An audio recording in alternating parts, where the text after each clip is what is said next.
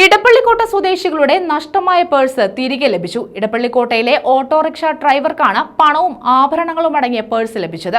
പോലീസിന്റെ സാന്നിധ്യത്തിലാണ് പേഴ്സ് കൈമാറിയത്. വിവാഹത്തിൽ പങ്കെടുക്കാൻ പോയ കുടുംബത്തിന്റെ കയ്യിൽ നിന്നുമാണ് സ്വർണവും പണവും അടങ്ങിയ പേഴ്സ് നഷ്ടപ്പെട്ടത്. ഇടപ്പള്ളിക്കോട്ടയിലെ ഓട്ടോറിക്ഷ ഡ്രൈവർക്കായിരുന്നു പേഴ്സ് ലഭിച്ചത്. ഇദ്ദേഹം ഇത് പോലീസ് സ്റ്റേഷനിൽ ഏൽപ്പിച്ചു. ബാഗിൽ നിന്നും കിട്ടിയ ഫോൺ നമ്പറിന്റെ അടിസ്ഥാനത്തിൽ വീട്ടുകാരെ ബന്ധപ്പെട്ടു.